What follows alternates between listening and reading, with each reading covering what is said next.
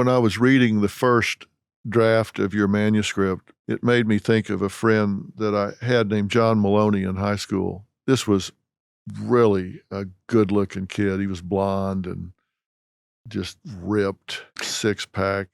This was the toughest kid I think I ever met. I mean, he'd fight a buzzsaw. He didn't care. We were at my house one night in the winter in Kansas City, and there was an ice storm, and we were going to go watch the basketball game at our high school. We went bounding down the stairs to leave, and my mother said, "Whoa, whoa, whoa, where are you going?" I said, "We're going to the basketball game." She said, "Oh, no, you're not. You're not going anywhere. It's slick out there. Just get back upstairs and think of something else to do." And there wasn't any point in arguing. So I turned around, went back up there, and I looked over at John, and he was kind of trying to hide, looking out the window, and didn't understand why. And I kind of went around and looked at him, and he had tears running down his face. I thought, wow, he must have really wanted to see that basketball game. And I said, "Hey, man, are you okay?" He stood there for a minute and said,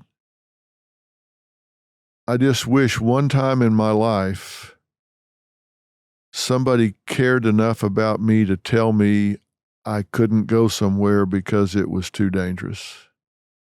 So sad. He said, "Never in my life has anybody ever told me, no, I couldn't go somewhere because it would put me in danger. I just never heard that before in my life." And in that moment, I understood why he was so tough, why he was so get them before they get me, why he was so hard. Very defended against the pain. Yeah, it was just his way of defending himself against the world, and he was so touched. I was like, "Oh, God, it's her again." So you go back upstairs, don't even argue. But it's her love again. And he saw it that way. Right. I took it for granted. He saw it that way. Right. It's really interesting. Yeah. Every kid craves it. Yeah, every kid craves it. And they will fight it. So when your kids roll their eyes, when they try to say, "Oh, come on," let me tell you, at some level, it means something to them. Maybe they won't acknowledge it for 10 years, but it's not your job to make them happy. It's your job to keep them safe. Right. Physically and emotionally. Yeah. It's so funny that came back to me when I read that first draft of the manuscript.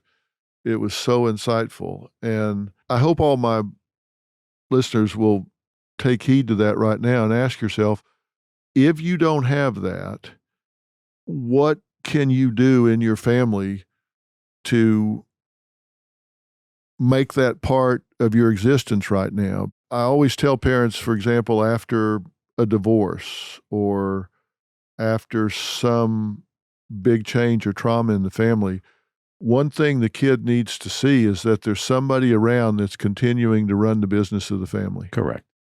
Parents often go the other way and say, "Well, this has been really tough, so I'll be indulgent right now."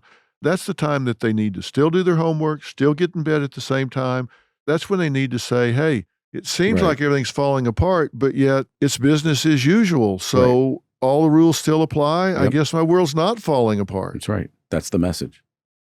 And that's why part of the reason writing this book is whenever we have a plan for a family to get back together and reunify in the county or in DCFS, it's built on building and teaching parents how to build emotional and physical safety and permanence for their child. Then we could put a child back in a home. So if a family doesn't have that right now, you want to avoid the system, read the book and do the things. It's not that hard. It's not that hard, but it's only not that hard if you do this on purpose. Correct. It's not a matter of just saying, "I want to be better." It's a matter of saying, "I've got a plan to be better." Correct. Yes. Chapter 2 of your book, you say, "Change yourself, change your child." Right. Because they do mirror you. I think we get out of the universe what we put out. Yes. We put something in the universe, it comes back. Right. And you put something out to your child, it comes back. Right. Talk about that some. What do you mean specifically when you say change yourself, change your child? Take self-inventory. Look at yourself. Look at where you want to be, what you want to shed, what you want to change, and then start to role model it.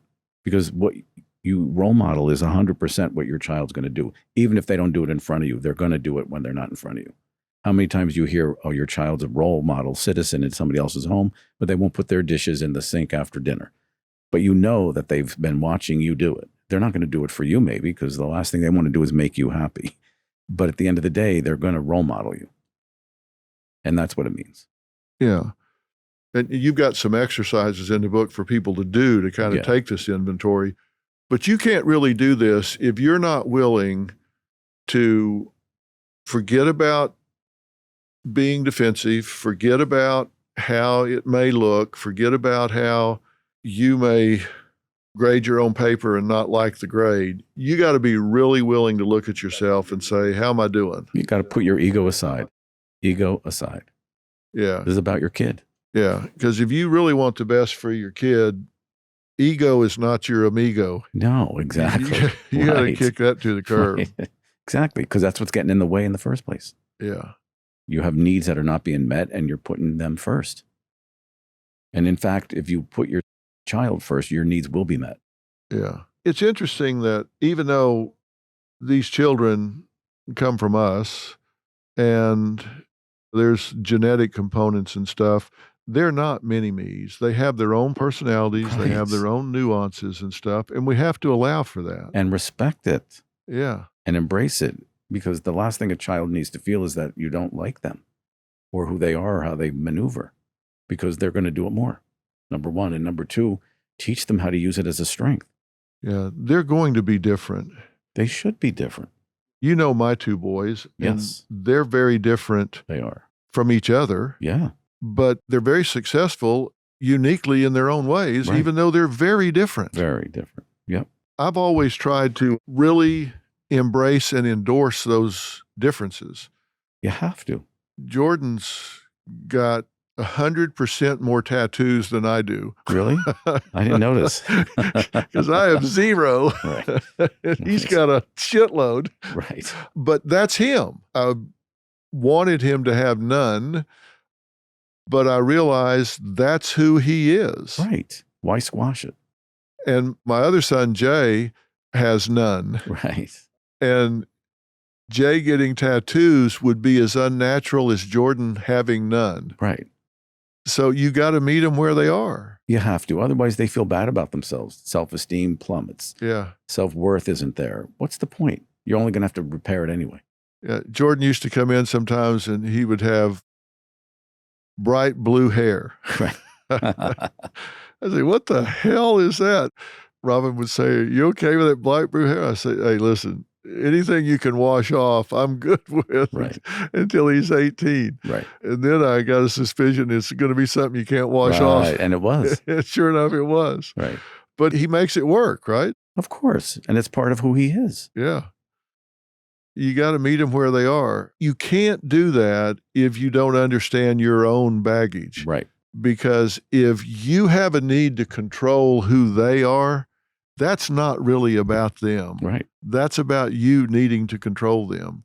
You got to be willing to give that up. And coming out of this pandemic right now, these kids need a lot of validation. They need a lot of individuality, and they're intimidated. A lot of these kids are intimidated by things they used to take in stride. Yep. Have you seen that? 100%. I mean, kids that didn't have anxiety now have a lot more. Kids who already had some have a lot. Like they have an actual disorder at this point. Some of it's OCD, some of it's generalized anxiety, but they don't want to leave the house. They don't want to separate. They don't, social anxiety. You know, it's reached levels where kids were used to being home in a little cocoon now.